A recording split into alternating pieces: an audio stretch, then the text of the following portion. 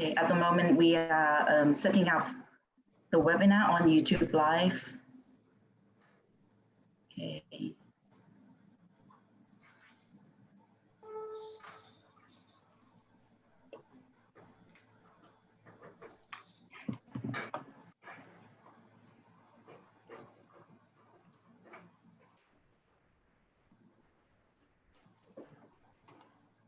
Okay, so we're now live on YouTube.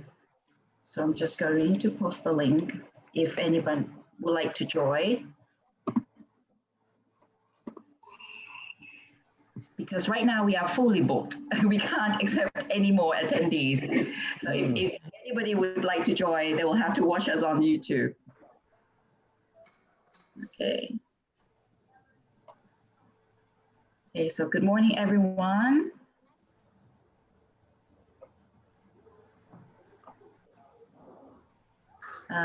We're just going to wait for a few more minutes, and then I will begin introducing what the attendees can do with the webinar today.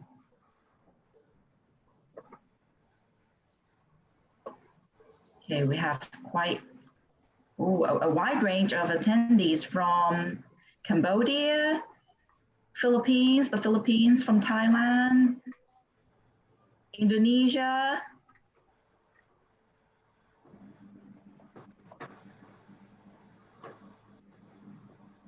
and even Japan as well. Okay.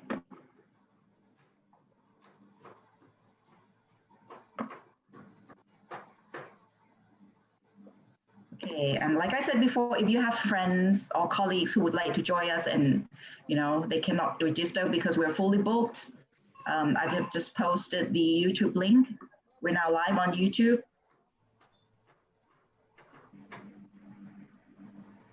Okay. More and more people are coming right now. How many now? 28. Right now we have 100, almost 120. Okay. So more and more are joining us. Yeah, 120. Oh yeah, that's a chat, right? 30. Yeah. 30 yes. chats. Yes. So you can see a lot of people from Indonesia today. Good morning from Malang. I think Francisca, right? Dr. Yes. Francisca. Yes, I am from Malang. Yeah, she's got a lot of Malang, followers there. Mita as well. Okay. I think our friend Paul Goldberg is already there. All right, at the moment. Okay. Okay. Yes. And from Myanmar. From Vietnam as well. I think it's probably every country in the ASEAN region. Okay. Right. Okay. So while we're waiting for everybody to join the webinar, okay, I'd just like to welcome everyone very, very quickly. Okay. Good morning and good afternoon and good evening for those of you who are joining us from other parts of the world. Okay. This is our free webinar co-hosted by the Language Institute Thammasat University and Thailand TESOL. Okay, my name is Pimsarit Taylor from the Language Institute Thammasat University. I am also myself a member of Thailand TESOL. Okay, so today our topic is the power of extensive reading, linking theory and practice. Okay, it is an exciting topic, and as you can see on the screen, we have very, very well-known, reputable, distinguished speakers who will be joining us and sharing with us their ideas, knowledge, and experience about extensive reading. Okay. But before we begin, I'd like to welcome Associate Professor Dr. Supong Tangkieng Sirisin, who is the President of Thailand TESOL, and he is also our Director at the Language Institute Thammasat University. Okay, Ajahn Supong, could you please say a few words to welcome all the audience from all over the world? Okay, first of all, Sawadee krap. Good morning from Bangkok, Thailand.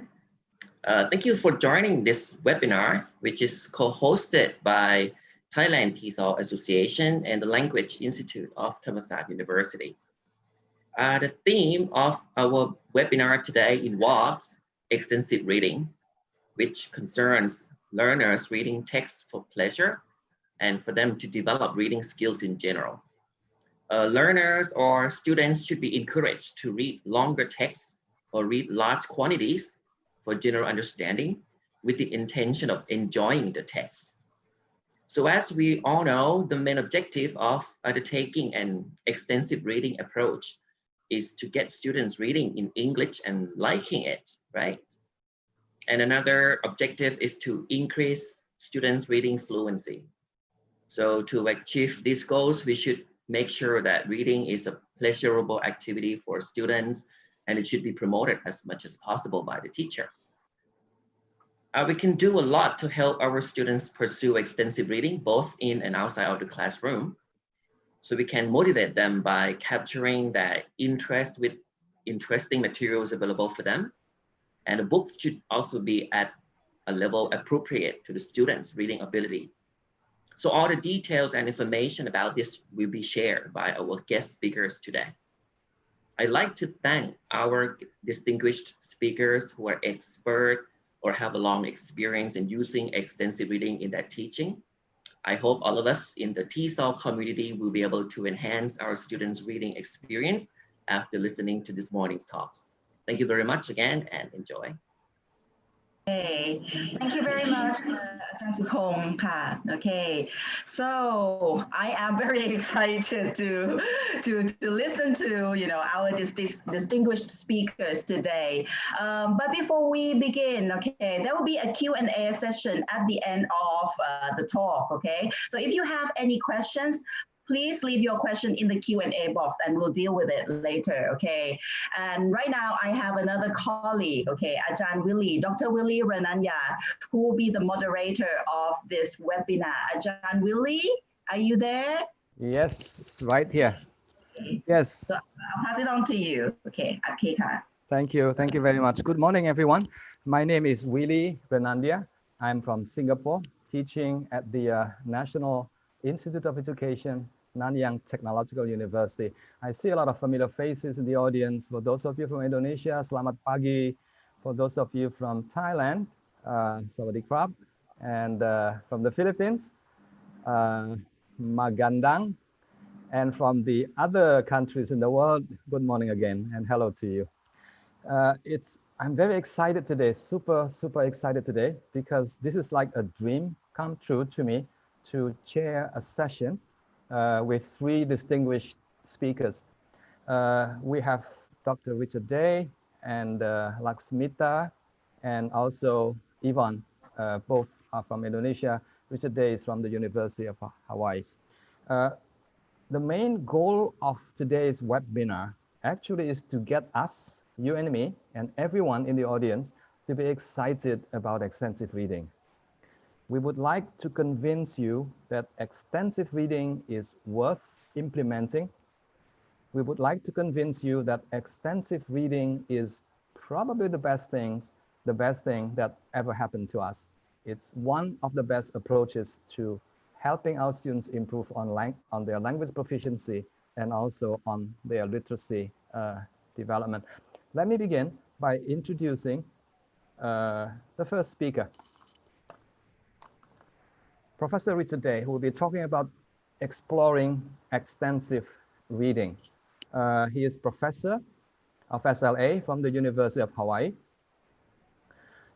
His teaching and research interests include second language teacher education, reading pedagogy, second language reading pedagogy, curriculum design, and also materials development. His publications, too many to mention. He has published numerous articles and numerous books as well. And one of the best known books, probably at least to me, is his 1998 book, Extensive Reading in the Second Language Classroom.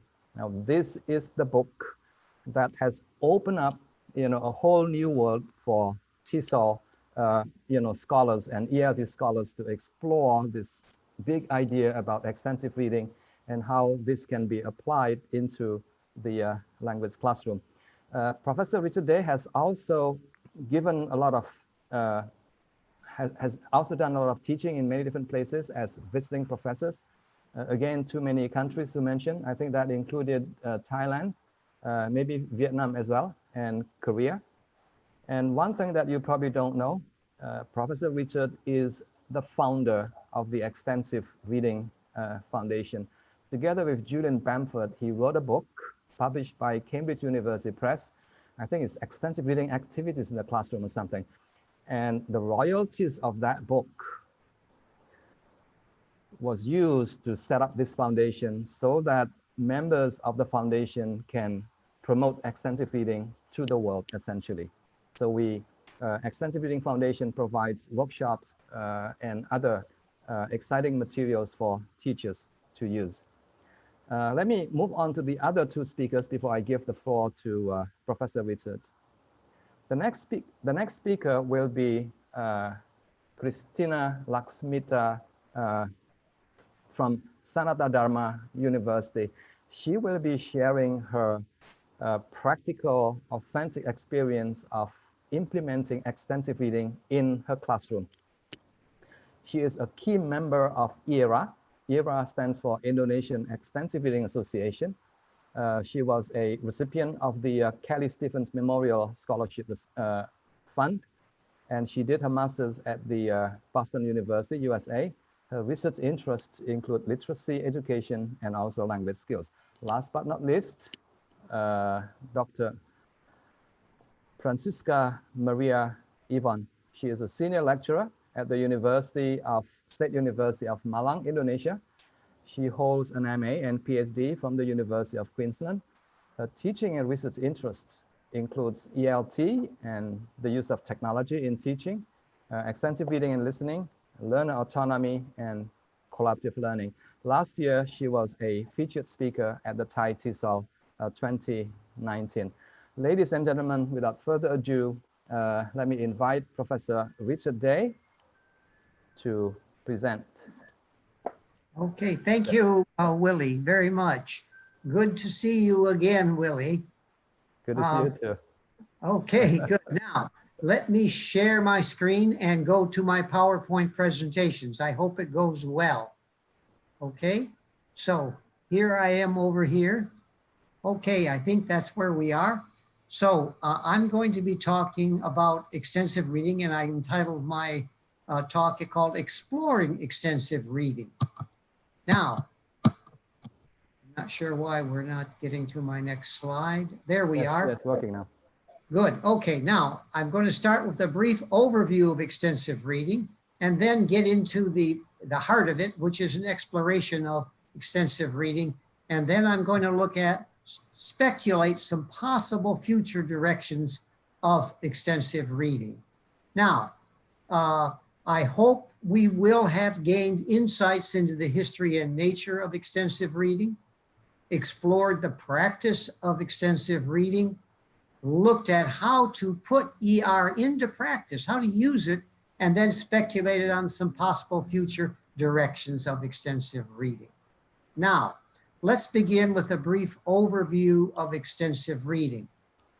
My research indicates that Harold Palmer probably was the first person to use the term extensive reading in foreign language teaching. He viewed extensive reading as real world reading, but for a pedagogic purpose.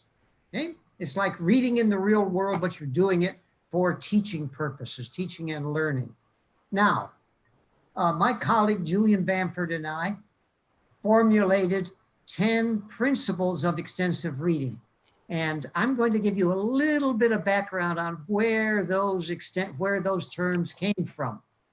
Julian and I analyzed successful extensive reading programs and looked at them and determined what was it that made these programs successful. And then from there, we developed 10 principles. Now, the purpose of this, we did this in the interest of professional development. That is to encourage teachers to use these 10 principles as a tool to examine their beliefs about teaching foreign language reading in general and extensive reading in particular. Okay? We wanted teachers to look at these principles and think, oh, is this what I do? Is this what I would like to do? Now, let's very quickly to review. I'm sure many of you know these, but I'll just go over them very quickly. The reading material is easy. A variety of reading material on a wide range of topics is available. Learners choose what they want to read. The learners read as much as possible. The purpose of reading, when students read the book, is related to pleasure, information, and general understanding. Number 6, reading is its own reward. Reading speed, when students read, their reading rate is usually faster rather than slower. Reading is individual and silent. Students don't stand up and read in class, translate, and sit down. Teachers should orient and guide their students because extensive reading is new to them. And the teacher is a role model. All right, now let's take a look at the 10 principles in use. I went over a study with a colleague about the findings of a study on the use of 10 principles. But before I do that, I would like you to think about your own view of the 10 principles. That is, which ones do you think are really important to use in an extensive reading program? Which ones are needed to be able to use the term extensive reading? I guess I'm asking you, what do you think is extensive reading? So I'm going to give you about half a minute or so to think about this. Think about these 10 principles. Which ones are really important for you?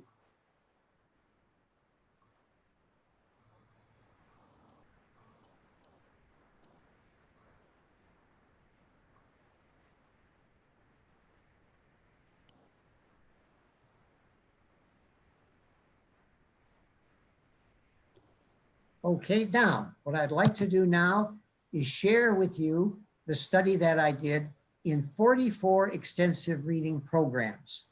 Now, in the 34 programs, the first principle, the reading material is easy, was used by 34 of the 44. The second one was used by 35. 38 used number 3. 36 was used by number 4. Learners read as much as possible. The purpose of the reading material was 28. Reading is its own reward, 23 of the 44 programs. Reading is usually faster rather than slower, was used in 20 of the 44. Reading is individual and silence, 31 of 44. Teachers orient and guide, 18 of 44. And the role model teaching is 8. Okay, so take a quick look at that. 34. Now what I'll do is look at the top 4. The first one used by 38 of the 44 was learners choose what they want to read. Learners read as much as possible, 36. A wide range of material on a wide range of topics is available, and the reading material is easy. Now, I wasn't quite sure what I would find when I did this study. Okay, now what I'm going to do now is tell you that all in all, there is no single practice of extensive reading. Let me share with you 2 examples. There was one EFL program, which the authors of the program called extensive reading, did not use any of the principles. Quote from their report: the students read 3 chapter books over the course of 5 weeks. Students had to read each text carefully to understand the story because they were required to take a detailed comprehension quiz at the beginning of the following class. What do you think? Is this extensive reading? Now, one more example. This comes from Hong Kong. The typical extensive reading lesson has all the appearance of a particularly monastic detention session with teachers sitting at the head of the class enforcing a rule of silence. The outcome of this, when the students are reading, is a book report. Is this extensive reading? I share these two with you because, you know, they were called extensive reading, but I simply can't see that there's extensive reading. Now, I'm going to share with you my top 4. The first one is learners read as much as possible. Why? Well, the answer is straightforward. How do we learn to read? I'm sure you know the answer to this. We learn to read by reading. There's no other way. Reading and writing are not genetic for us as humans, like listening and speaking. We have to do them in order to do it. And the research is clear. Now, this doesn't matter if it's your first language, your second language, whatever. The more we read, the better readers we become. So for me, to be extensive reading, the top principle has to be learners read as much as possible. Now, my second one is the reading material is easy. Why? Why should what learners read be easy? Well, if the readings that the students do are hard and not easy to understand, they won't read much, and they won't even enjoy reading in the new language. Students are human. Unless they're forced to do it, they don't want to do it. And remember, we learn to read by reading. So it should be easy. Now, the next question is, what in the world is easy? This is a bit tricky. Now, Steve Krashen said in order to learn a new language, the input that the students receive should be I+1. That means slightly above their level of fluency and understanding. But I say in learning to read, it should be I-1, slightly below. Okay. Now, some people say that if you open a book and look at it and open a page and there are more than 2 or 3 words per page that you don't understand, it's too hard. For more advanced students, some teachers use the rule of hand. If there are more than 5 words on a page that you don't understand, it's too hard. Now, the macho maximum of intensive reading instruction, no reading pain, no reading gain. But the motto of extensive reading is reading gain without reading pain. Now, my third one is learners choose what they want to read. Why? Why should learners choose what they want to read? Well, when you're teaching a class of 20, 30, 40, 50 students, it's difficult for you to know what is easy for students and what they would enjoy reading. It's very, very difficult. Now, this idea of learners choosing what they want to read is difficult for some teachers to implement. They are used to being in charge of the class. They've got control. And if they give up this control, they don't like it. It's not part of what teacher is. The teacher is in the front of the class and in charge. But to me, this is so important. Learners choose what they want to read. Now, my fourth one is a wide variety of reading material on a wide range of topics is available. So let's look at this again. The material is easy. They choose what they want to read. So they've got to have a wide choice, you know, in order to read what is interesting for them and what is easy. So that's really, really important. So setting up a good extensive reading library is really, really important for me. Now, number 6 was called reading is its own reward. That is, the idea that we had when we said this was very often in intensive reading, students will read a book and then write a book report. Now, I'm not sure if you know this, but students hate to write book reports. And teachers that I've talked to also hate to read book reports. After the first 3 or 4 and they're into the 25th, 26th, the same book, it's terrible, it's boring. But since we formulated this principle, reading is its own reward, that is, students don't do things after it, there are some very interesting activities that we can find. There's something called the Moodle Reader. It's a plug-in module available on the internet called mreader.org. It's a browser-based tool that provides quizzes on over 5,500 graded readers and books. So the graded readers are there, and when the students finish reading a book, they take a quiz. And so that using this tool, the Moodle Reader, students can have a simple way of assessing if their students are actually doing the reading and if they're actually understanding it. If you've got a chance, I would love to give you a shot at browsing that. And there's also something that is called the X Reading Program. There are follow-up quizzes. You could scope this out on Google and see what you can find. I've used the X Reading Program at the University of Hawaii. I can tell you a little bit about that later. Now, there are also extensive reading activities.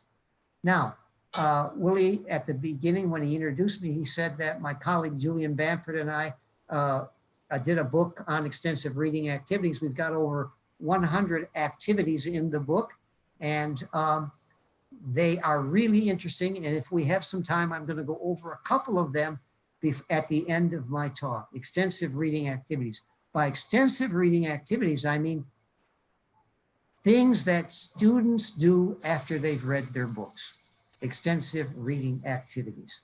Good. Now, how is extensive reading used?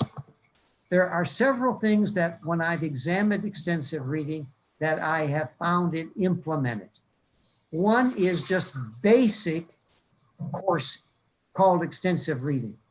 And all that the students do is engage in extensive reading. And also they do extensive reading activities. There's nothing else in the course. Okay? There is no intensive reading, etc. It's only extensive reading. Now, I've never had the pleasure of doing this. I would like to be able to do it, but I haven't had an opportunity to do this. Another type that, again, I've not done this, is this takes the course of a traditional or intensive reading course in the curriculum. Before the extensive reading course replaced it, there was a regular traditional reading course, but that then was discarded in place of extensive reading. Okay. Now, the major difference between a standalone course and a replacement course is that in a standalone course, there could also be a traditional or intensive reading course in the curriculum. In the second way we found that extensive reading is used, there is no other way of teaching reading except for extensive reading. Again, I've never done this.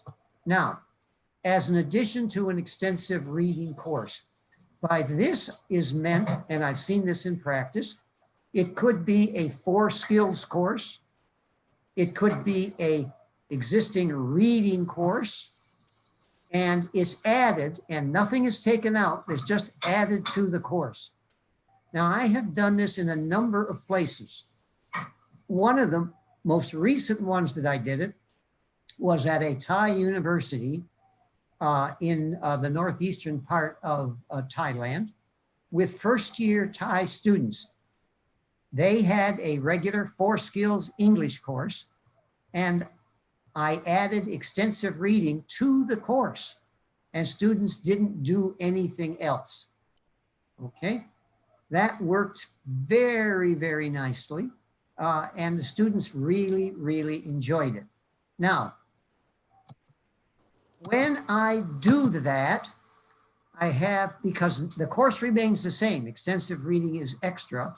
When I do that, I have the students do most of the reading outside of class. Most of the reading is done away from the classroom. Now, what I would do, let me tell you about how I added it to a Japanese course here at the University of Hawaii. I added it to a second semester Japanese course. That is, the Japanese course was everything, you know, grammar, vocabulary, speaking, reading, writing, everything. So we couldn't take anything out of it because they had to go to the next third semester Japanese with other students. So most of this reading was done outside of class. But I started each class with about 5 to 10 minutes of extensive reading. And what I found happening, because the students were really doing it, is that when I would tell them to stop and we would start the regular class, some of them would continue trying to read and hide their book under the desk. That is, sometimes we had a hard time getting them to stop reading. Often it's getting them to start reading, okay? Now, some reading is done in class, and like in the Japanese class, we gave them 15 points towards their final grade if they read a certain number of books over the course of the semester. So they would get, for example, if they read the maximum 20 books over 10 weeks, they got 15 points for their final grade. Now, and then we did extensive reading activities to monitor students' reading and to enhance incidental language learning, not deliberate language learning, but things that happen while they are reading. And this monitored their extensive reading. Now, I'm going to talk a little bit more about activities a bit later, but before I start extensive reading, I always introduce it. Remember the 9th principle, students introduce and monitor extensive reading. But when I introduce extensive reading, I always give 3 rules. Now, I'm going to share these 3 rules with you, but I would like you to help me out. We have a question and answer session. Sometimes I'd worry that the second principle is more important than the first principle or the first rule that I give them, the first rule, okay? So here are the 3 rules. Remember, which is more important, rule 1 or rule 2? Are you ready? Let's go. Here's rule 1.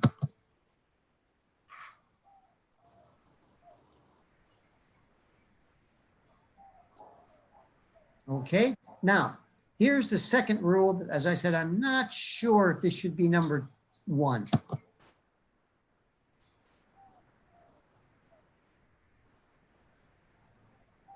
Now, I know you know what the third rule, that right, is enjoy, okay?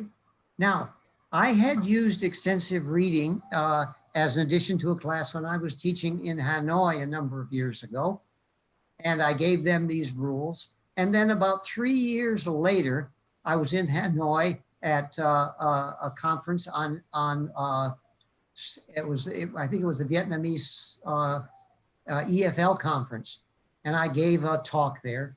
And after the talk, one of my former students, when I had 3 years ago, came up to me and said, "Hello, Dr. Enjoy, how are you?" So he remembered my 3 rules. Now, how has extensive reading actually been used? It has been used as a standalone course in addition, and also as an extracurricular activity, an after-school club, for example. I did this once in Japan when I was teaching at a university. We met every Saturday morning for 1 hour and engaged in extensive reading. And then at the end of the 5 weeks, no, it was a 10-week after school club, we had a reading marathon. The student that read the most books in 2 hours, we took that person to lunch and treated that student to do it. Now, during the homeroom period, this is very interesting. This came about when I was giving a talk on extensive reading in Korea at Kotisol, and one of the teachers that was there went back to her middle school. She was teaching first year in middle school and got so excited about extensive reading that she went out with her own money, bought a bunch of graded readers for her students to read and had them read at the beginning of every homeroom class from 8:30 to 9 o'clock.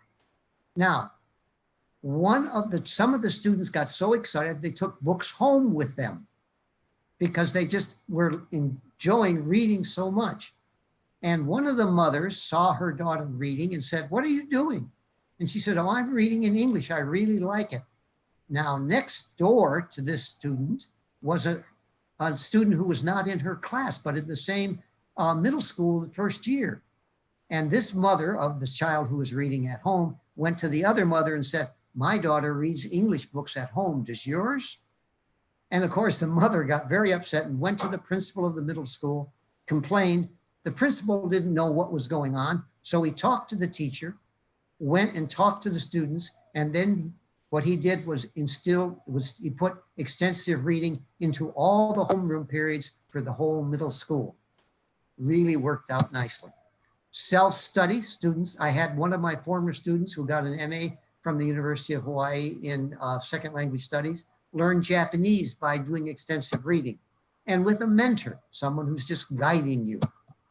Okay, now the impact of extensive reading programs. What is the effect of extensive reading proficiency in English as a second language and English as a foreign language context? A colleague and I conducted a meta-analysis to answer this question. And we gathered 71 samples from 49 primary studies published from 1980 to 2014 with a total of almost 6,000 students. The results showed the supremacy of extensive reading approach over a traditional reading approach. Experimental versus control contrast on pre and post tests showed a significant increase for the experimental group, that is the extensive reading group, versus the traditional group. It really, really works. Extensive reading does work. Now, in addition, there is impact. If when you use extensive reading, it's going to impact you. Are you ready for this? Now, here's the first impact. Your love lives improve. You win the lottery. And you are named Teacher of the Year. This is when you use it. Well, at least you can read about these possibilities. Okay, now, the future of extensive reading. Something that I'm calling blended extensive reading and intensive extensive reading. It's kind of integrated together. I think that's going to occur more and more. Supervised extensive reading, that's kind of the mentorship, individualized. Independent, students will read on their own completely. And now, also, I believe that's happening now. The internet's going to be more prominent.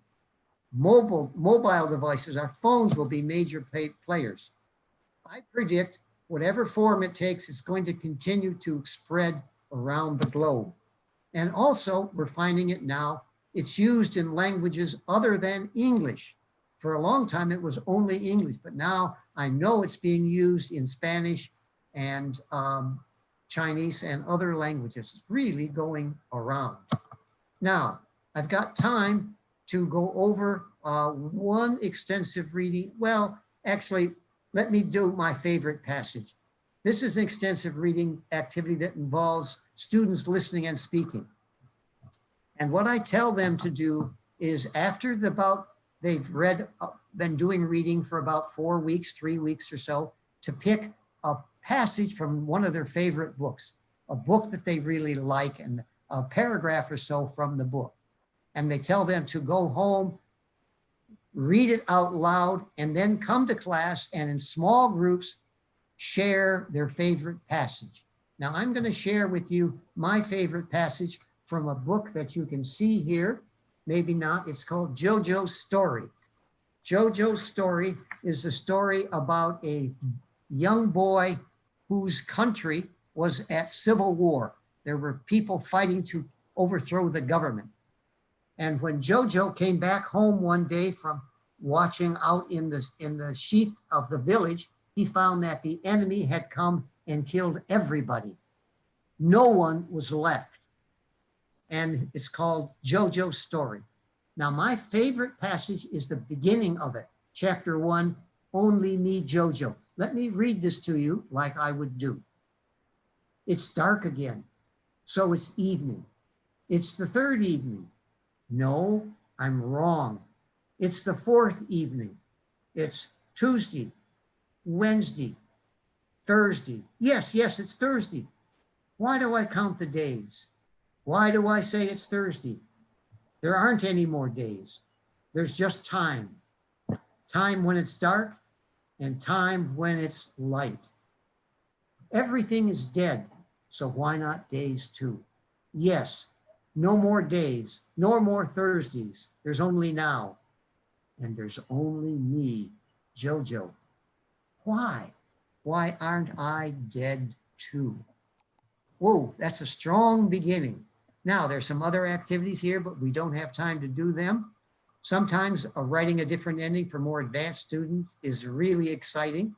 Now, there's another activity called The Gift, and I'll share this with you, and then I'll end my presentation. In The Gift, I tell my students after reading a book, select a gift for each of the main characters in the book, and then write a paragraph about each gift, explaining why they selected that gift for that character. Okay, now, what I did when I was teaching in Vietnam, I had one of my students, a young lady, remember they were first year students, she was about 19 or so, and she's read JoJo's story. And she said she had a gift that she would give Jojo. Remember, Jojo is all alone, an 11-year-old boy. And the gift that she said she would give him was love. She wrote, he has no one to love and no one to love, and he has no one to love and no one to love him. We all need love. There's too much hate and violence in the world. Isn't that true? Extensive reading. Well, we gained insights in the history and nature. We looked at the practice, looked at how to put it into practice, and speculated on some possible directions. Okay, so that is it. Here are some references. My slides, I hope I'll have my slides available as a PDF if you want to look at it. Now the next references here, this what I talked about. Now, conclusion. Are you ready for my conclusion?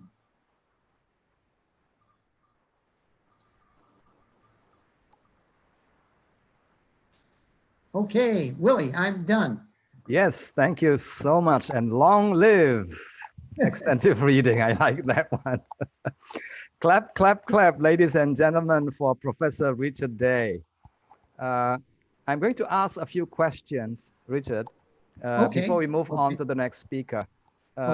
One of the questions is from the audience, actually. She believes, or according to her, most of the research is done, with adult learners of English. Yes, yes. Does extensive reading also work with younger group of students?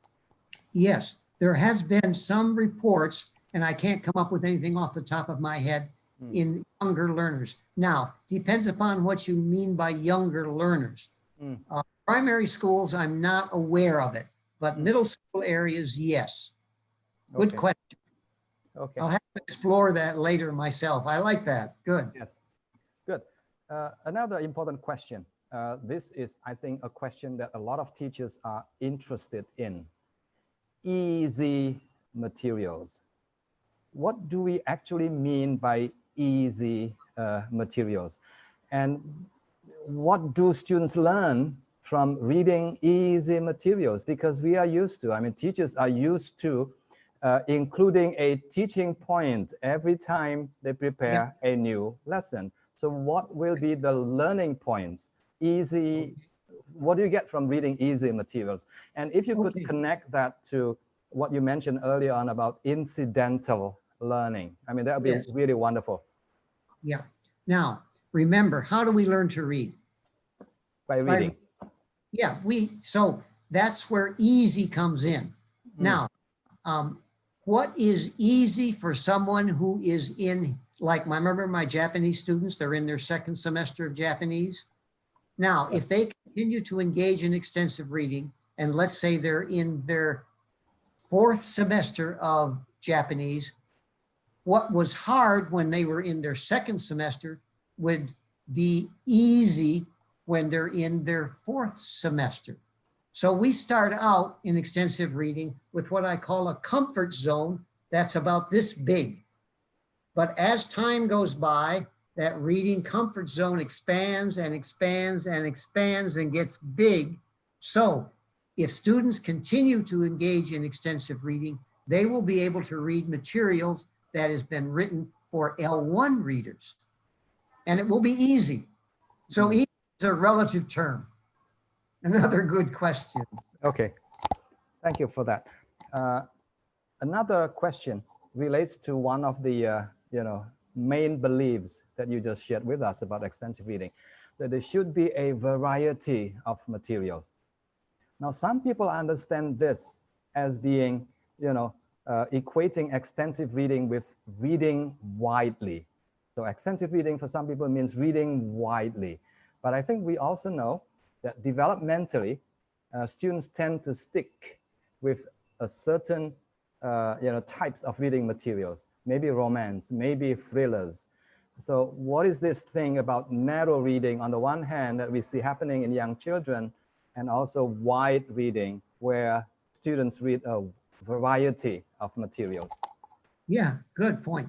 We'll find students who do that, narrow reading and wide reading. And to me, it doesn't really matter as long as you're reading. It really doesn't matter.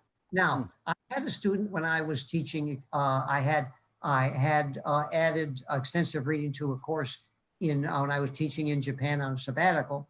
And one student she was reading at a fairly low level, but she read a book by an author that she really, really liked. And she wanted to know if she could read a slightly more difficult book by the same author, because there weren't any more books on her level by that same author. Said, sure. And she read it and enjoyed it and said it was a bit hard, but she really, really liked it. Okay. Now, I would also like to draw a distinction between learning to read and reading to learn. We have to learn to read before we can read to learn. And there's a difference. Okay, thanks, Willie. Yes, great point. One final question. As a reader yourself, do you read widely or do you tend to stick with one genre?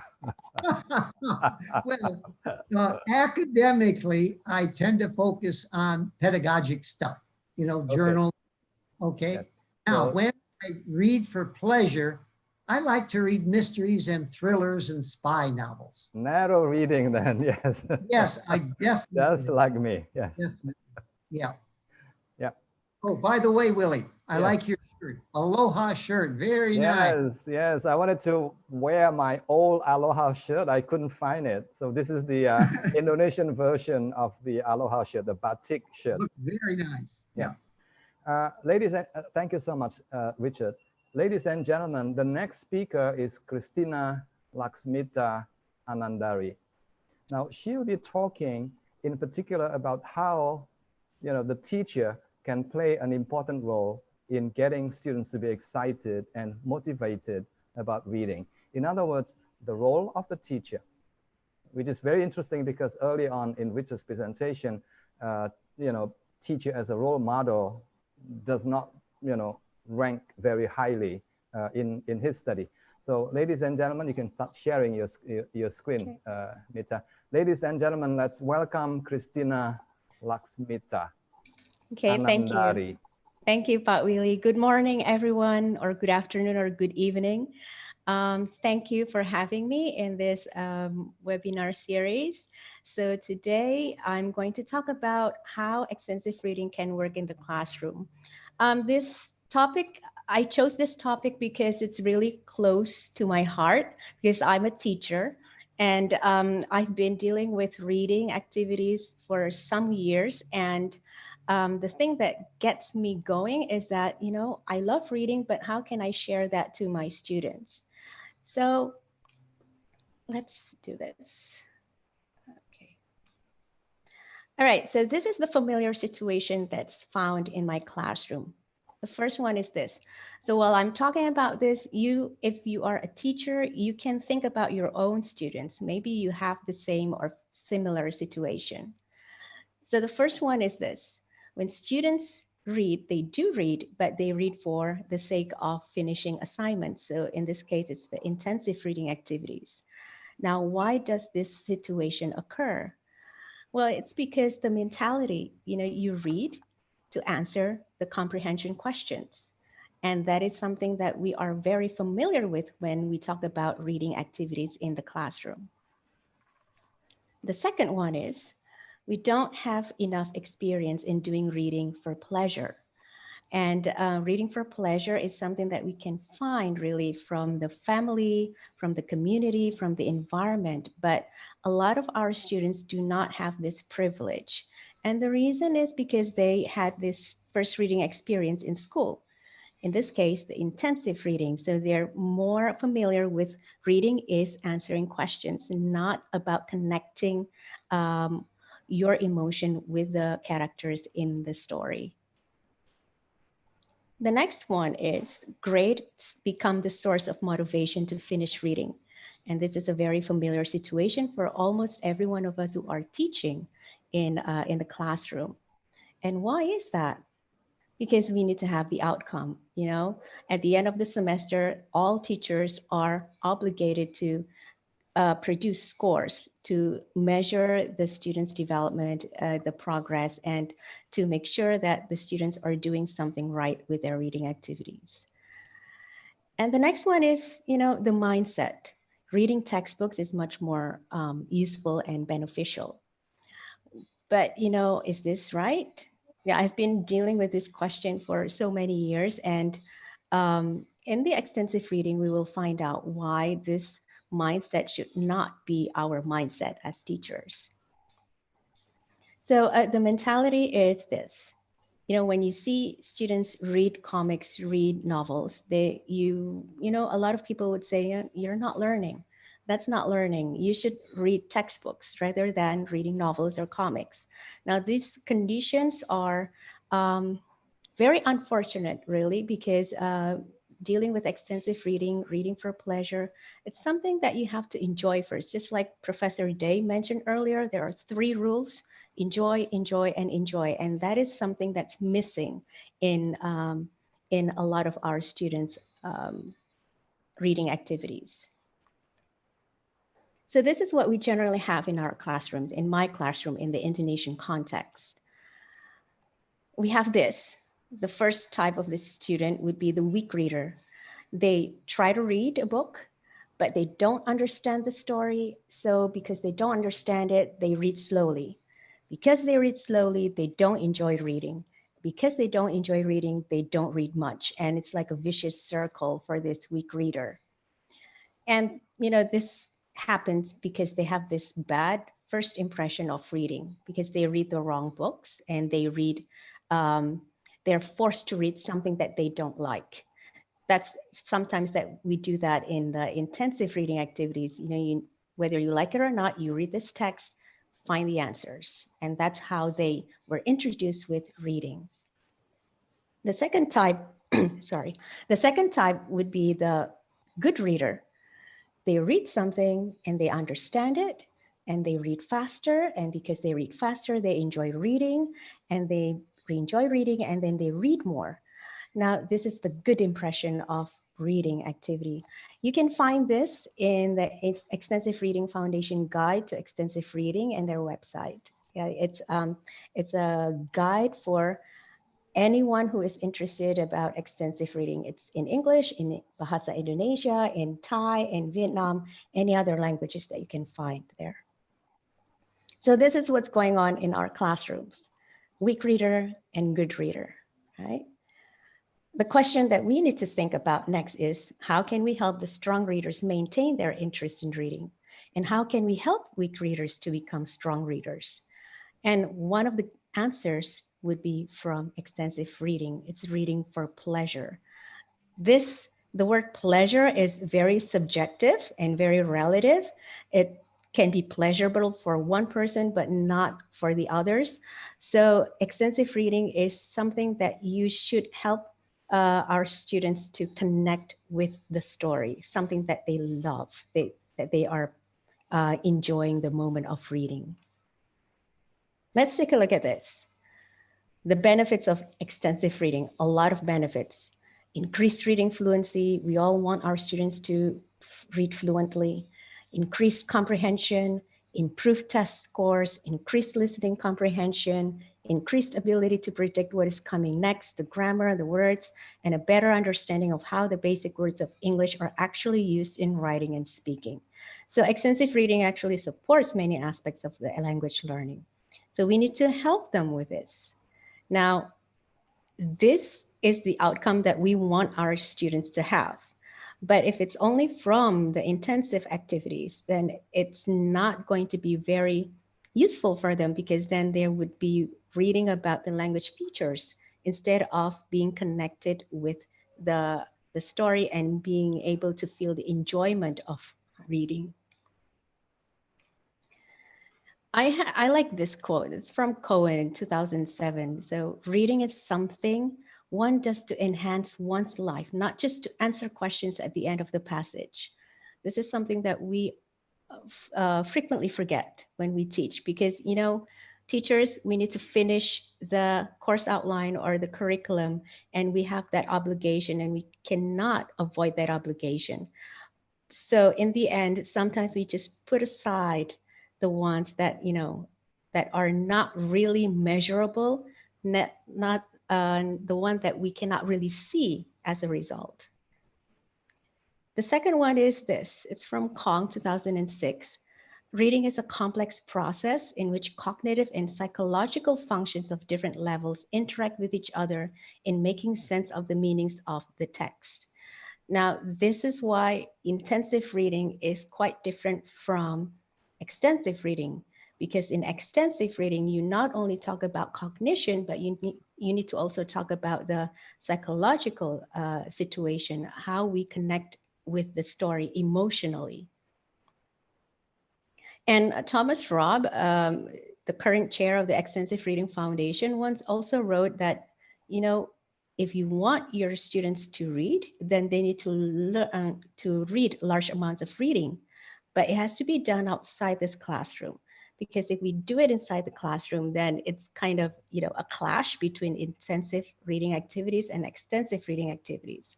So in this aspect, in my context in Indonesia, what we do is we try to combine them. We try to still focus on the intensive reading activities, but we support the reading activities with extensive reading activities. I'm going to show you how we will do that later on.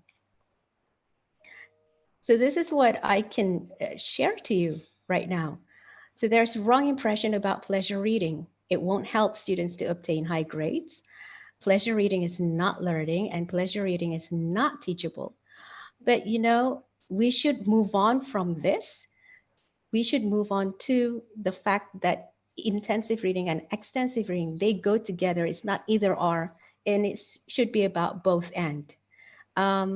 Because then we need to balance between the cognition and the psychological development from the students.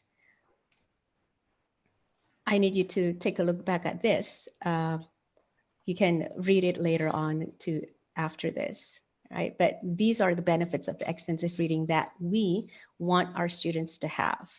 And wouldn't be heaven if all of our students have these in our classrooms? Now, we cannot achieve this if we don't start making them love to read. So back to the question, can ER work in the classroom? Yes. Just like Professor Day mentioned earlier, it's integration between IR and ER is beginning to be more popular lately, because a lot of the teachers, a lot of the school, they begin to understand and realize the importance of extensive reading. So it's not only about teaching them how to read language features, how to answer questions, but it's how to connect their emotional aspect with the story. Here's some tips. This is what I did. I mean, a lot of tips available out there, but these are the things that I did. So I heavily focus on teacher as role models. Let's go back to the second slide that I mentioned earlier, because they don't have the reading experience, reading for pleasure experience. So they need to see someone doing it.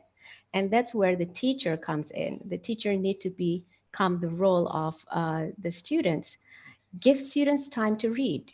Yeah, this is something that we can do outside the classroom.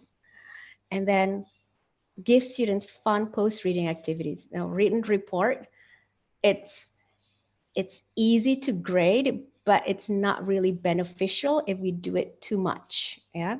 So we have the proof that they're doing something at the end of the reading activity, but is it beneficial for them, or is it just focusing more on making sure that they have grades, right? So we need to figure out that there are many other activities besides written report.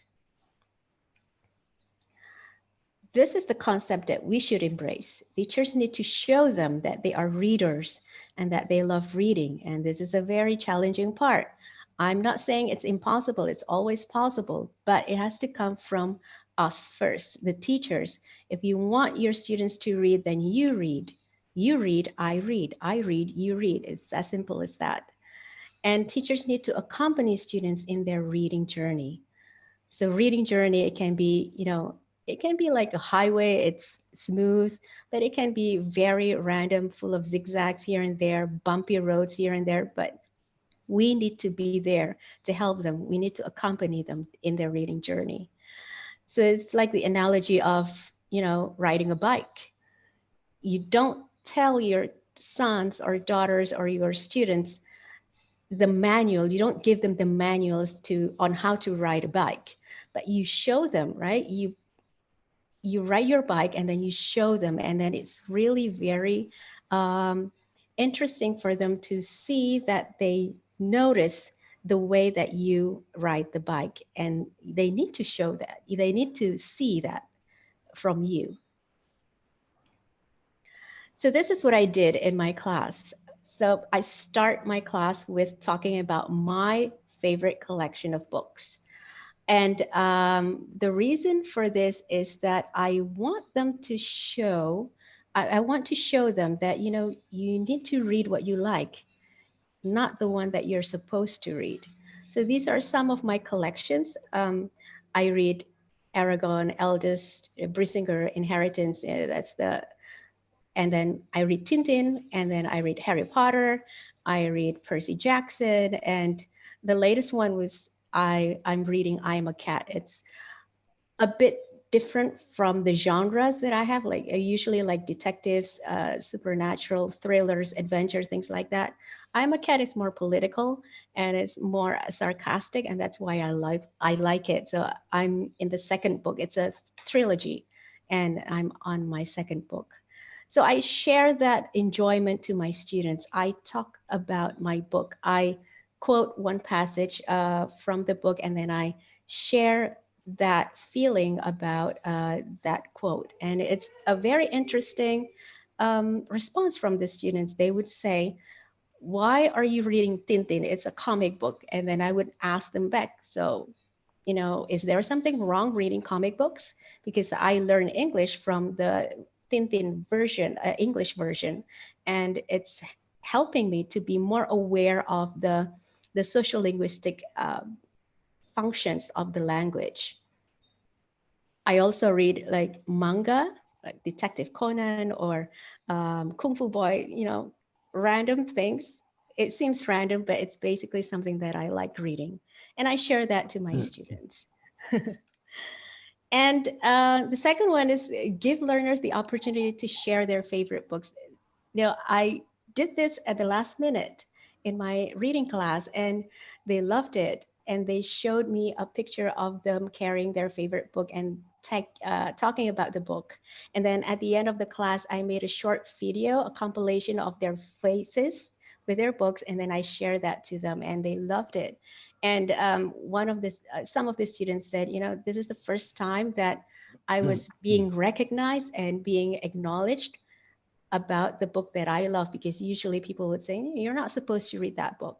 You're too old to read that book. Well, there's never too old for anything, right? So it's something that they enjoy. So starting from there, they begin to feel, reading is not so bad after all. Yeah. Some of the activities I did inside the class would be this. So I would ask them to read their favorite book outside the class, because it's impossible for them to do it inside the class. Otherwise, the the subjects or the topics that I'm teaching will not be achieved. So they read outside the class for a couple of meetings a weeks, and then inside the class, I use this literature dice. Take a look at the questions. The questions, do not ask them to answer the questions, who is the character or where does the situation take place, but it's more of a emotional aspects, the psychological aspects. Do you like the characters? Which part of the story that you like and why? Which one that you don't like, and how do you relate the story with your life? So these questions help them to be more aware of the stories that they are reading, not just about where is the thesis statement, where is the opening sentence, where is the closing sentence. Another 2 minutes. Okay. Mita. Yes, thank you, Pak Willie. And this is from Dr. Maria Ping. She used the dialogic reading. This can be very useful for younger learners, but also for adults. That's why book club is also one of the things that we can do for this. So dialogic reading, you talk about the story. And the fourth one is you need to encourage the students to read a lot.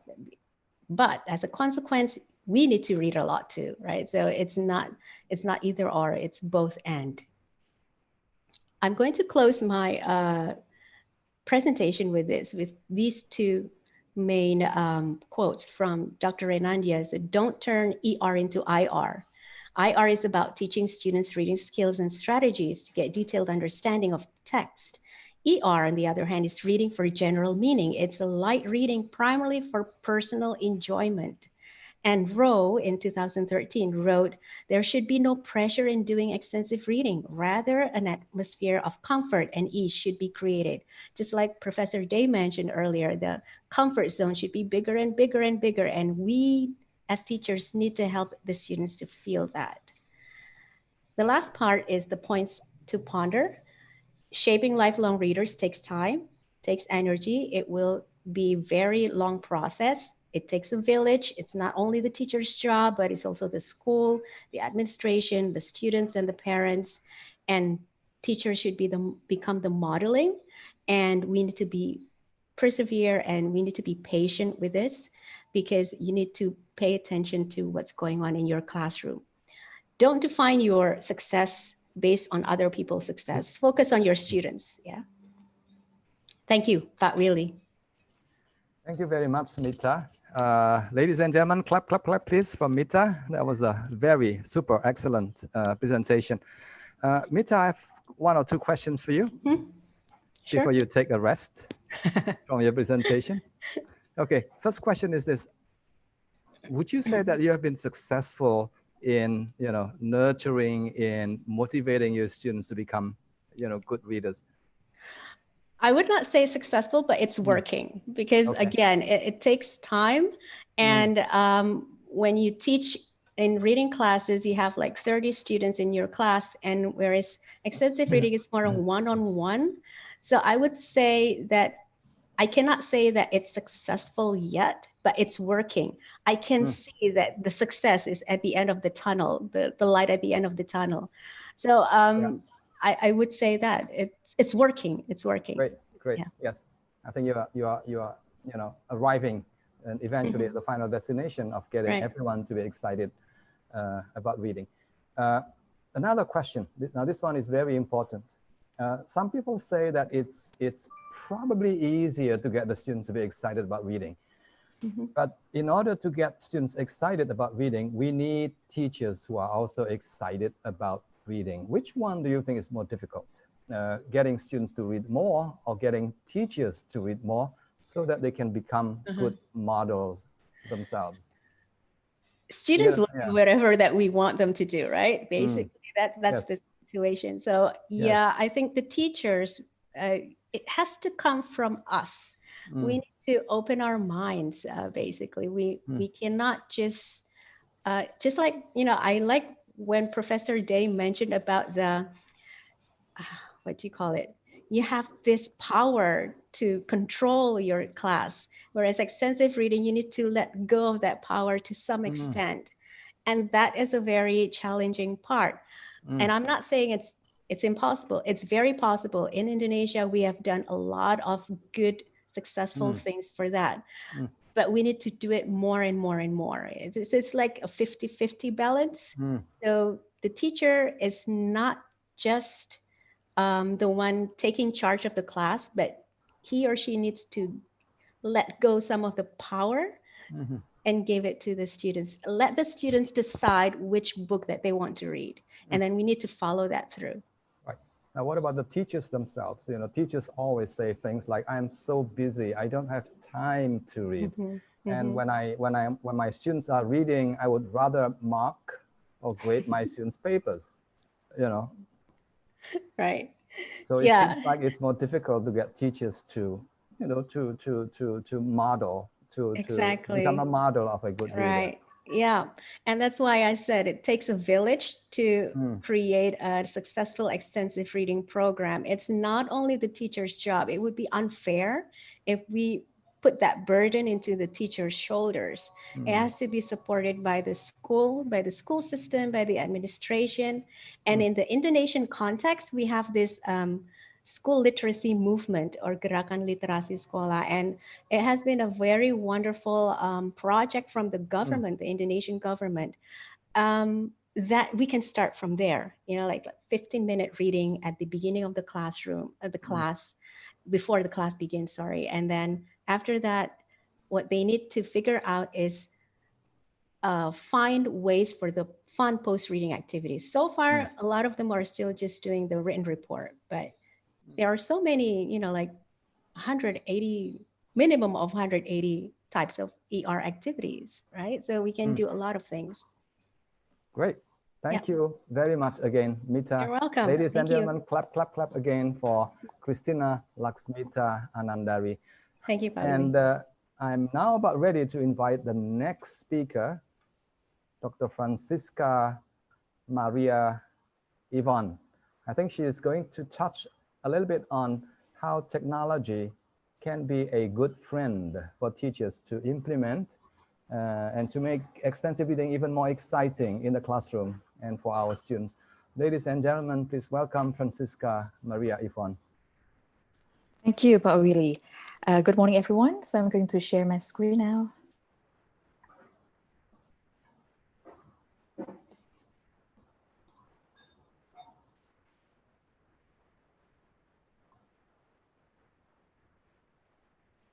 All right, so thank you for having me.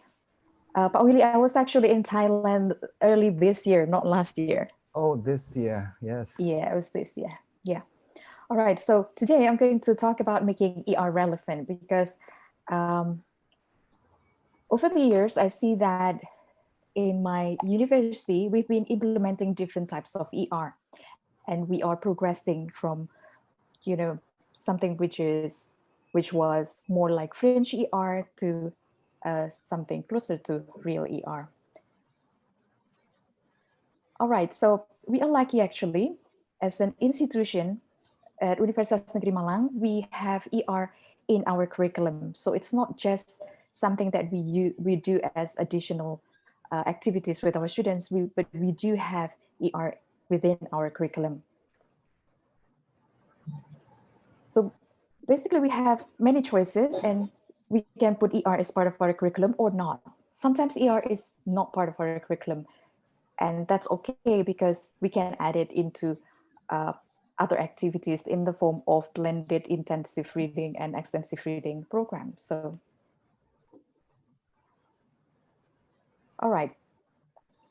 Now, when I came back to my university about 7 years ago from my study, I observed that we had 3 ER courses at that time. So we offered ER courses starting from semester 2, 3, and then 4. But then in the last couple of years, this changed into only 2 courses because we have, you know, more courses in our curriculum. So we sort of cut the ER course and have ER embedded into other skill courses. So we do this for the past 2 years, and we offer ER courses in semester 3 as well as semester 4. in the coming semester, next semester, we are going to have only one ER course. And if we see that this is like a decline, like why aren't we having more ER courses? Right? But the thing is that the condition of our students changing, and the condition of our curriculum also changes. That's why we want to start very early with our students starting from next semester. We want to give the ER course in the first semester so that they can build the reading habit starting from very early in their study. And in the following semester, ER is going to be offered as blended intensive and extensive reading. All right, so this is what we have in our university. So we have technology enhanced ER, not because I'm passionate about ER, but technology, sorry, ER and technology, not just because of that, but because the recent condition today, we have a pandemic, our students are learning from home, and it's difficult for our students to read because many of them do not have hard copy books in English. So therefore, they're not able to read because of that. And that's why we are embracing the technology enhanced ER programs. We still have standalone ER courses. In the future, we are going to move on to standalone ER course plus blended intensive and extensive reading. So today I'm going to focus on the first two. So I'm going to talk about standalone ER courses, which is supported by technology. I put the last one there as independent non-instructed ER because I see that some of my students actually go beyond what we ask them to do, and some of them are really passionate about reading, and in their case, then they can also have independent non-structured ER. All right, so within ER, there are three things that we need to consider. So the first one is ER materials. So we are thinking about the quantity, variety, and accessibility. And that's why we use technology enhanced ER in our recent condition. The next one, we focus on the activities because ER activities or follow-up activities in ER programs are not like other activities in our reading courses. So we do not give our students comprehension questions, detailed questions, and things like that. And the students have to fill that in. No, we don't do that. We do fun things. We do variety of activities and also non-taxing. Non-taxing means activities that do not require them to comprehend every single detail of what they read. And because this is within the context of a course, so we need to also think about assessment. How do we assess our students? We assess the quantity of their reading as well as the accountability. We need to make sure that they actually read, because if they don't read, then we will not be able to grade them. It's as simple as that. And when we are talking about activities here, we do not only focus on products, we also focus on the process. Okay, so reading materials. For reading materials, our students will need to be trained to find reading materials that suit their level of comprehension. And this is because we want them to be able to select their own readings. Otherwise, if we do not teach them how to find reading materials within their level of comprehension, then we will need to choose something from them. And in a real ER course, we are trying to avoid that. Although we can actually have some class readers, we can select some particular text for our students to read as the whole class, but then it's not supposed to be class readers for the whole semester. So they should be able to choose their own reading text. And that's why they need to find texts that suit their level of comprehension and also that appeal to their interest. Because when we heard about this earlier today, Richard talked about this and Mita talked about this. So the students need to be interested in what they read, and also teach texts that match their reading styles. I see this as something very important, because not everyone enjoys reading text only. Some of our students read comics and graphic novels and things like that, and that should be allowed in extensive reading course, because again, people read differently. And today, when we are talking about literacy, we are not only talking about ability of reading text and then writing in the form of text, but we have visual literacy and other things, multiliteracies in other ways. So we do also encourage our students to read different types of text and find texts that match their reading style. And the last one is legible text. And this is the common thing that which is happening today. Like, our students usually do not read hard copy books, simply because hard copy books are quite expensive. And so most of them read on their cell phone. And sometimes when we read on our cell phones, it's very troublesome, because you have to scroll up and down and then zoom in and zoom out. And I'll talk about this a bit later. Okay, so this is how I use technology. Sorry. This is how I use technology in my ER course. So first of all, for finding digital text, and this is not only for me, but also for my students. My students usually find text from the internet. So that's the first one.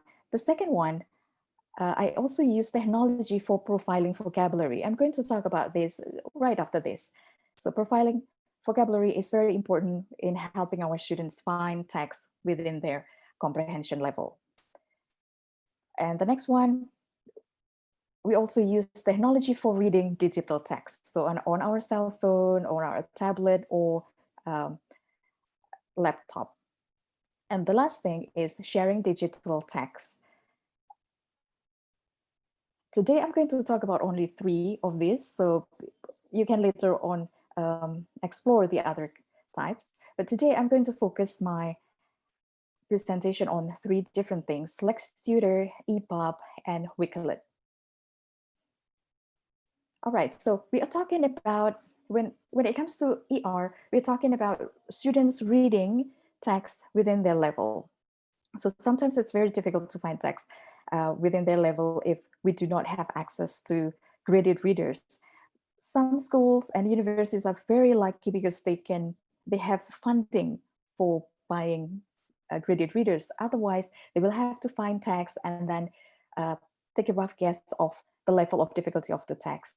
Okay, so technology can actually help us in this case. So I'm going to take you to a LexTutor website.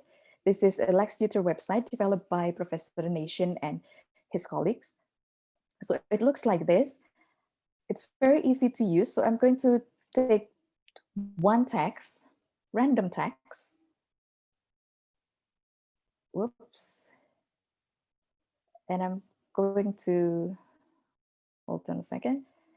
I'm going to put it here, paste it in this section, and soon after this, we are going to be able to see what I mean by profiling vocabulary. So once you have everything in, just submit window, and then we will come up with the profile, the vocabulary profile of the text that you just inserted into the box. So for this particular text, it's a text of Frankenstein. The story is Frankenstein. 85.59% of the words in that text is within 1,000 most frequently used words in English. So this is a bit fiddly.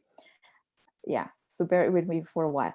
Now, there are 3.7% of the words in the text that belong to 1,001 to 2,000 most frequently used words in English. So if we total this, it's actually less than 90%. So if our students' level of vocabulary is only 2,000 and you give this text to those students, they will not be able to read the text easily, because there are many text, many words that they may not understand, right? So we need to fit this to our students. Let me go back to my presentation. So this is the first stage, profile the vocabulary of the text. And then we need to see whether the text fit our students' level of comprehension. And we can simply do this by accessing the same website, but for this particular purpose, we need to go to vocabulary level test and ask our students to do a vocabulary level test. If they succeed in doing the 2000 word level, it means they are within that particular level. So to be successful in one level, students will need to get at least 83% of their answers correct. If the answers are below 83, it means that they are not in that level and they should be below that level. All right. So that's, if you do not have the luxury of having graded readers, then you can test your resources using this particular technology. Now, I'm going to go to the next one. This is what I'm talking, I talk about this when I talk about legible text reading. So my students, this is what I've observed from them. They usually use their laptop or cell phone to read. So this is what happened when they use their computer screen. The reading is a bit small, right? But luckily we can control this. So these are some of the comments that you can use. So Control Plus, if you want to make the text bigger on your screen, if you're on Windows operating system, and you can click Comment Plus if you're on iOS operating system, iOS, sorry. So if I do, this is 100%, 150% is a lot more legible, and it's more convenient to read this particular size rather than the 100%, right? But if you make it bigger than 150, then it will exceed your window and you will end up scrolling from left to right, and that's not very convenient. So sometimes our students know this, but sometimes they don't. So showing them how to do this and showing them how to read comfortably, it's actually very useful. Okay, so in the case of reading on cell phones, we usually have PDF files to read, right? And this is what's going to happen if we have PDF files on our computer cell phone. So you need to zoom in, scroll left to right, and then zoom out and then slide to the next page. To be able to read comfortably with a cell phone, we need to change our PDF file into a file called EPUB. Because when we read EPUB, we read it through an app for reading, right? Reading apps like iBook or other apps, Kindle and things like that. Now, this is what it will look like when we read this in the form of EPUB file. So we can actually make the font bigger. And then students can read this comfortably and then flip to the next page. This is very comfortable, right? Now, very easy. 3 minutes, please.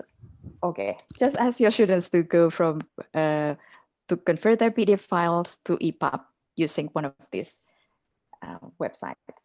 Now, the next thing, to build an ER library is actually quite a hard work because we need, again, to have varieties of activities. So one of the things that we need to learn is actually sharing resources using one of these things. You know, Wakelet is a good website for curating links and activities and as well as resources. So later you will get this PowerPoint presentation. You can go to my Wakelet and give this a try. So you can use it as your own collection later on. You can clone it or you can just follow me and we can use the same collection of ER and EL materials. All right, so I'm going to skip that and go on to reading activities in class. So in class, what do my students do? Usually they do 15 minutes of silent reading, 15 to 20 minutes, and then they do some follow-up activities in the form of retelling, presenting, performing, or many fun things. And they also reflect on their reading experience. So the reflection is not just like a report, like Richard and Mita said earlier, students hate report and especially report writing. So instead of doing a report, we can make this report more personal and focus on reading experience rather than asking them to write a report. Okay, another follow-up activities that my students really like is Pecha Kucha activities. This is using 20 images and they have the chance to present one image in only 20 seconds. So it will take about 4 minutes for students to finish their presentation. This is a good way of retelling stories. Another one is by using AI, artificial intelligence, to help students make songs. So they read something and then they make a song. They don't have to make the song by themselves because the website will help them generate the song, but they can later on talk about the song and discuss it with their friends. This is another way of transferring what they have read into another form. All right, the last one is assessment. So how do we assess our students? We talked earlier about this, like the number of books and also the number of words that the students read. So this is something to do with quantity. So we measure the quantity, but also the accountability by asking our students to do the quizzes on the books that they've read, then it shows that they have read the books. I think Paul is going to talk more about this website later. This is a website called X-Reading. It's a learning management system, specifically developed for ER courses. All right, so I'm going to skip this activity because I think I'm running out of time. Right, Pak Willy? Yes. Yeah, so this is just a wrap up. So these are the 3 things that are of concern to teachers if you are thinking about studying an ER program. So think about what type of activities that your students do, what sort of materials that they need, and also the assessment types that you're going to do. And these questions are the questions that I've tried to answer during my presentation, and you can use that to start your own extensive reading program. So thank you very much. Thank you very much. And ladies and gentlemen, again, clap, clap, clap for Francisca Yvonne. Excellent presentation. Looking at how technology can be used to spice up our ER lessons. I would like to ask 1 or 2 questions. The internet has made it possible for students, for teachers to access a lot of materials, but not all materials that people can access are useful for the students, you know, as far as extensive reading is concerned. Do you have suggestions? Are there websites out there, free online websites that provide extensive reading materials that students can use without having to pay? Right. Any things that come to mind? Yeah. There are actually a lot, but some of them are not just for extensive reading, but some of them can be used for both extensive reading and listening. So we often think that when it comes to extensive reading, we only read, but sometimes our students need other types of input. So they do not have to just read. They can read while listening to the text being read to them. So there are many websites, free websites that teachers can and students can access. And I actually share that in my Wakelet part. So if the participants later shoot the QR code, they can go to my Wakelet, and there are, I think at this point, I have about 22 websites that contain materials for extensive reading purposes. That is excellent.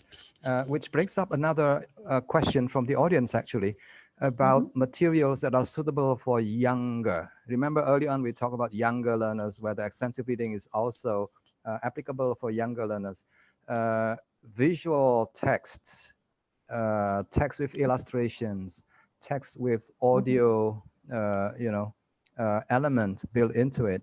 Are these the kind of materials that will be of interest to younger learners of English? Yes, I think when younger learners are involved, they're not interested in just text. They're mostly interested in visuals, right? With just a little bit of text. And I found this really interesting website called Online Stories, if I'm not mistaken, but I can check later. Online Stories. In this website, there are stories which are read by famous people and famous actors, and they read it in such a way so that the stories are so interesting. You know, they have the books, they have the animation, and there is a very famous actors reading the book. So parents can probably go to that website and then read with their children. Because when it comes to children, when it comes to children, we need to read with them. I remember that when I was a kid, I learned to read because my mom read to me. Yeah. Great. So it's, I saw something on the internet, on Facebook the other day of the former president of the USA, President Obama, and his wife actually doing read aloud, reading a very interesting stories for free for people from from everywhere in the world. So that's the kind of interesting and relevant reading materials that we can make use of in our extensive reading program. Yes. Thank you very much. X-reading was mentioned several times during the presentation. I wonder if my colleague Paul Goldberg, who is in the audience, can share one or two things about X-reading. What is X-reading and why and in what ways X-reading can be used to make reading even more accessible and also interesting for students and also for the teachers. Paul? Yes, I'm here. I'm just... Yes, there you go. Paul Goldberg, ladies and gentlemen from Japan. Hello, yes, I'm very happy to be here to join you. Watching the presentation was fantastic. I'm glad you give me a minute to talk. Willie, I didn't check. Are you okay if I show a couple of slides? Yeah, to help explain? Yes. Okay, so just very quick. I have been teaching at the university in Japan for many years. I love extensive reading, but I always felt many challenges because my students didn't have enough books. I couldn't track what they were reading. So I created a website called X-reading, which I'll make a very brief explanation for, and then you can contact me later if you'd like more information. So I'm going to share my screen.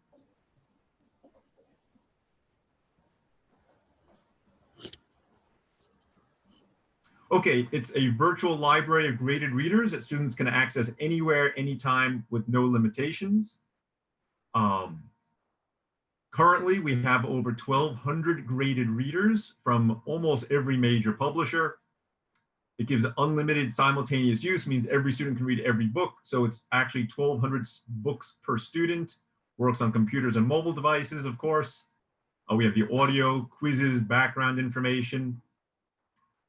It's then linked to a learner management system, which is what Yvonne showed earlier, which lets teachers track all of their students' reading progress, how many books they've read, how many words they've read, how many minutes they've read.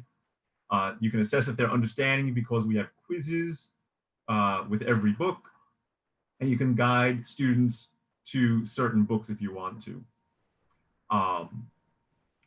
Okay, I had heard from some people that Thailand, I don't know how many, I know this is sponsored by a university in Thailand. I don't know how many attendees are in Thailand, but I've heard a joke from Thailand that the average Thai reads about 7 sentences per year, which would probably not quantify as extensive. However, and I was also told that extensive reading would not work very well. However, one university tried X-reading this past year, Nakhon Pratham Rajabhat University. They had 880 students. They use it just for one semester. And they've given me permission to share the results, what they did. So of the 880 students, the average number of books read, again, this is in a place where I was told the average person reads 7 lines per year. In one semester, they read an average of 50 books. They were taking quizzes and they passed 39 of the 50 quizzes for every book they were given credit for. The average words was 109,000. The top reader read 307 books, and the top reader read 880,000 words, which is just, in my opinion, amazing. And this was not just an individual. Over 100 books were 103 students, and over 200,000 words, almost 300 of the students. Okay, so anybody who tells me that students in Thailand can't read more than 7 lines, I think this is pretty strong evidence. I would also like to say it is really primarily because of the teachers there who did a phenomenal job of motivating their students. X-Reading was just the tool that they used. Finally, if you'd like to contact me, here's my contact information. And Willie, thank you very much for letting me speak and hopefully being able to help spread extensive reading to places where they don't have physical books. Great, excellent. Thank you so much, Paul Goldberg. Ladies and gentlemen, X-Reading is unfortunately not free, but it's not expensive either. There are many other free sources on the internet, but X-Reading makes it easy for people to just, get the students to visit or to go to one place where all the books are there for the students to choose from, and with the teachers to monitor, to check, to recommend books to their students. So X-Reading might be a great way to get students started on extensive reading. Now, I would like to ask the panel members, the rest of our panel members, to turn on their videos, please. Back. We're spinach tomorrow, Dad. Great, thank you so much. Oh, Paul has to stop sharing. Oh, yes. Sorry. Yes, Paul just finished. Yeah, sorry, I don't know how to do that. It's that, oh, here. Great, yes. There you go. Yes, Paul just did a Thank great, 2-page or 2-slide presentation on X-Reading. Excellent, Paul. Thank you so much. Okay, here are some questions that people really want to know about extensive reading.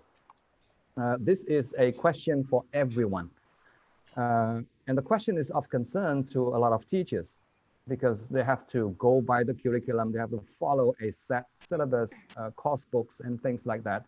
And if they want to implement extensive reading, they need to convince the, the powers that be, if you like, the school principals or the Ministry of Education about, the impact of extensive reading. Yes, we can tell them, we can tell the school administrators from the research literature, but they actually want to see, actual real impacts of extensive reading in their school, in their context of teaching. So what would you do? What can you do to convince your bosses, basically, your head of department or your school principals or the Ministry of Education? They want results. They want something that is real. Yes, after 6 months, my students have improved in some way. So please feel free to jump in, any one of you. Okay, can I? Yes, you can. Yeah. Yes. Okay, so I think if we want to start creating a program for extensive reading, start with something small. So it doesn't have to be like a full blown up extensive reading course. So by embedding some extensive reading activities into our other skill courses, we can actually get the students thinking about, how wonderful extensive reading is.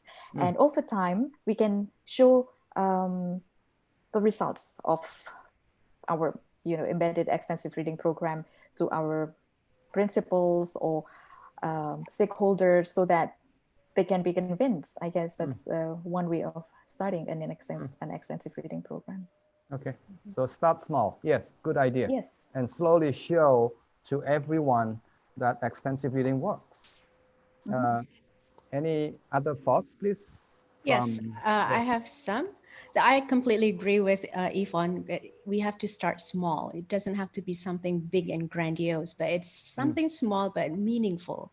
And if we talk about the school, then the government, the Indonesian government, particularly, they have this, like what I said earlier about the school literacy movement. We can start from there because a lot of the teachers that I know, they don't really know what to do other the fact that they need the students to read and write a report. So we can make use of that, that source. So you can create an extensive reading activity using that platform of the school literacy movement. Good, excellent. Richard, any thoughts on this? I agree completely. In fact, Julian and I said that in our earlier book, start small, definitely. And try to make sure you have a proper library and then keep the administrators posted on what you're doing. Definitely. Yes. Well, let me mention something here that might help. When I was doing extensive reading in Thailand at this university in Northeast Thailand, Thai generally, as Paul was saying, is not a reading culture. But what happened was in my class, this didn't happen to all the students, a number of the Thai students really, really got excited about reading. I mean, they all liked reading in English and they enjoyed it. But some of them said to themselves, if I can enjoy this much in English, why don't I do this in my first language, in Thai? They started reading in Thai. Isn't that interesting? The dean of the university was so excited about that he wanted to expand extensive reading to the whole first year students. Interesting. Yes. Yes.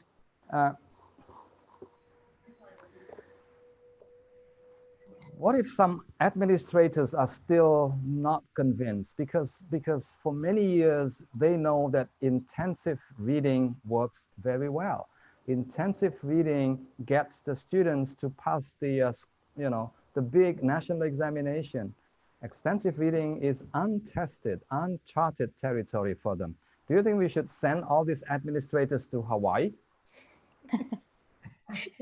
Well, you know, I'm sure, Willie, you know about the research Tom Rodman and his colleague did in Japan, where they an extensive reading only course and the traditional, what I would call grammar translation course. And they took a comprehension test at the beginning of the academic year and at the end of the academic year. And there were both groups, the intensive or the grammar translation and the extensive reading both increased their comprehension scores on the test significantly, both groups. But they also asked another question, do you like reading in English? And the extensive reading students said yes, and the other one said they hated reading class, they didn't like it. Now, that should help administrators understand the power. That's not going to hurt students' comprehension on tests. Good, excellent. Next question. Now, this is a question from the audience. The question is about the reading and writing connection. In particular, in the context of teaching language for academic purposes. Well, sometimes you don't see the connection. Yes, students have read a great deal, but they don't seem to be able to transfer what they have learned from extensive reading, which is mostly fiction probably, to the academic writing task. Is there a theory that we can think about, make use of, to help the students to transition from reading fiction mostly to doing something that involves academic writing? Any one of you, please? It's a difficult question. Yes, it is. And I'm trying to think of an answer. Well, again, I always like to start with something small. So there is no direct connection between reading fiction and academic writing, because they are, I think, of quite different genre. You know, the language that you use in fiction, it's a bit different from sorry, language that you use for academic writing. So students will also need to be exposed to academic reading to be able to do really good in academic writing.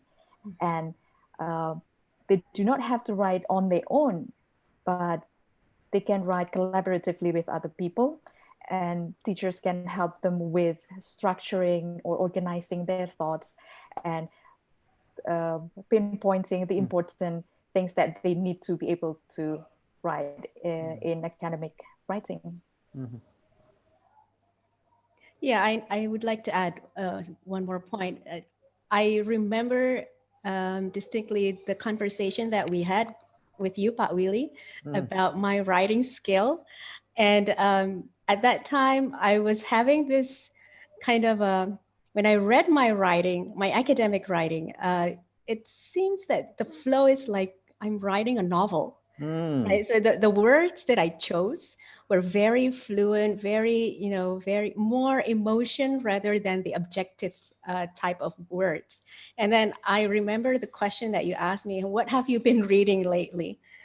And I said novels, right? So that's the key, that's the answer. And the novels that you read for many, many times will be transferred unconsciously to the way that you write. And then you said, you know, go back to academic journals, read more about that. So it will shift, you will shift from the non-academic type of writing to the academic writing. So, you know, that experience really stuck to my head. And I think that's what a lot of us are experiencing, I think. Yeah. It's a very common thing, actually.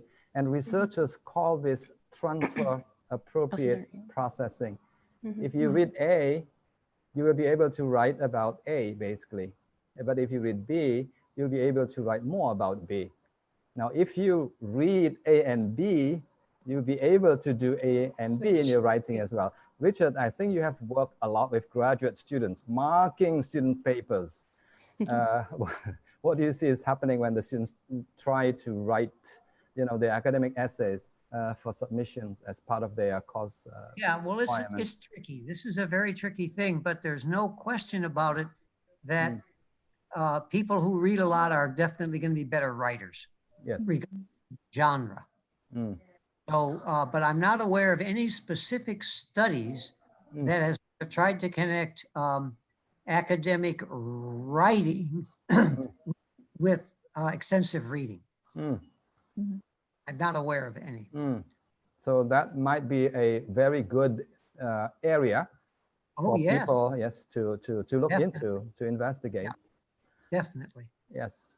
Just a bit of an announcement. On July 7th, Professor Supong Tangking Sirisin and me will be doing a webinar, and we will be exploring the link, the connection between reading and writing. The theme of the webinar is bridging the gap between reading and writing. So we'll be sharing some, you know, of our thoughts about the possible connection. And if the connection is not there, what are some of the things that we need to do to be able to bridge that gap? So that's stay exciting. tuned. Good, July 7th. Okay, next question. Now this one is very, very interesting for, you know, a lot of parents, for a lot of teachers as well. Kids nowadays, or students nowadays, read on their screen, basically. They read on their mobile phones, and they read from their laptop, and so on and so forth. This is probably relevant for Paul Goldberg. Paul, are you still there? Is there any difference between print reading and screen reading, in particular when it comes to reading stories or graded stories? Paul? Is there a bigger preference for screen reading? Does it have any more, you know, positive impact on students' reading habits and reading improvement and things? There is some research that shows that students, if they're reading for detail, if they're reading for a textbook, intensive reading, then print is better. Yep. But the same, and very often the argument against reading online is, oh, you know, students don't get as deeply into the understanding. But I would argue that with extensive reading, that is actually much less necessary. With extensive reading, it's much more important just to have access to a lot of text, read it quickly. And I often associate it with like reading the news. Personally, I actually, when I read a book, I prefer a print book. Please don't tell anybody that. Too late. When I read the news, I never buy a newspaper anymore because it's something I engage with for a few minutes and then move on to the next story. I think that's a much more suitable comparison to what extensive reading is for students. Something they're doing for a short amount of time and then going on to the next story. Good. Yeah, good answer. Yeah, the research shows that's looked at print versus digital is that the results are mixed. Some students like it. They like hard copy, others don't. They prefer digital. So yes. mixed. So the jury is still out there. Yep. Yeah. Okay. Last question for everyone. If you were to give, 2 or 3 tips to teachers who are really interested in trying out extensive reading, what would those tips be? These are teachers who are probably not very convinced, but now beginning to see the light after our presentations. So what would be your 3 tips that these teachers can take away from today's session? I would say start small. Okay, start small. Get a lot of books, one class. Get a lot of books, yes. Christina, what would you do? I would open up to my students. Don't be ashamed with the choice of books that you want to share to your students, because sometimes I talk to my friends who are teachers. They would tell me, I can't share this book to my students. What would they think about me, right? Right? Then, don't think about that. All you need to do is show that you need to exuberate that emotional factor. You need to show them that you love reading, no matter what you're reading about. Yeah. So yeah, small step, start small. That's very important. And the next one is, I would like the teachers to be more confident with their choice of readings. Don't be ashamed with any of the things that you want to read. Next, Francisca. Yes. So my first is also start small. Yeah. And the second one is experience it to believe it. I mean, I'm here because I've been there. That is very important. Yes. Good. Because and the last one would be find someone with the same interest. Because when we do physical exercise, usually we do it really diligently at the beginning of our program. But then once we are in our second week or third week, and we gradually, oh yeah, I'll do it later. It's just the same with extensive reading. Actually, you need if you social want to support. Yes, you need a community. Basically, support. Yes. Yes. Good. Yes. Paul. For me, when I first introduced extensive reading, I was kind of dubious. But in my class, the students had a 10 to 15 minute free speaking period. And I decided the way I was going to introduce extensive reading, which was physical books at the time, was they had that 15 minutes, but they had to read a book before class. And that's what they had to talk about during their 15 minutes. I knew they enjoyed speaking with each other. And then having the book actually made it easier for them because it gave them something to talk about instead of trying to think of something exciting that had happened in their lives, which might not have been. It gave them a topic. Good. Excellent. Ladies and gentlemen, now it leaves me to thank the panel of speakers again for their excellent presentations today. Clap, clap, clap again to Professor Richard Day, to Christina Laxmita Anandari, and to Francisca Yvonne, and the guest appearance of Paul Goldberg, ladies and gentlemen. Thank you. Ajahn Pimsiri, back to you. Okay, thank you very much for all the talks. Now I've been inspired just throughout these 2 hours listening to you. I have one quick question before we leave, before we end this webinar, because you know that now we are in this new normal situation. I believe that many teachers and many lecturers still wonder how we can implement ER in this kind of situation. Any implications? Any suggestions? Okay, so maybe Professor Day first. I'm sorry, I don't have any right off the top of my head, frankly. But okay. Anyone? Maybe Paul? Yeah, well, I mean, obviously, I'm not very happy there's a pandemic. I can't see my family. However, it's been very good for X reading. We've almost doubled the amount of people. I can imagine. And I hope they're satisfied in their schools that would never use X reading because they already had physical books and have realized a digital library actually gives them a lot of benefits. And some schools have told me, yes, they plan on continuing even after students can come back to school. Right, right. Okay, Yes. Anybody else? Yes, Dr. Ajahn yes, Ajahn Paul is hoping that Thammasat Littu will adopt X reading in the near future as well. I mean, that is one way to keep the students, fully occupied and productively engaged in their language learning activities. I really think that extensive reading or any kind of reading, whether in the first language or in the second language, is going to be beneficial. Not only for your language development, but also for many other things. I've heard that, people who read are happier in life. They are more responsible and then they enjoy life much more. Ask Richard. Yeah, I totally agree. Okay, but nevertheless, unfortunately, we are running out of time right now. So my last word is to, I would like to really thank you for, taking your time, sharing with us all of your ideas, experience about ER, and I believe that everybody is inspired.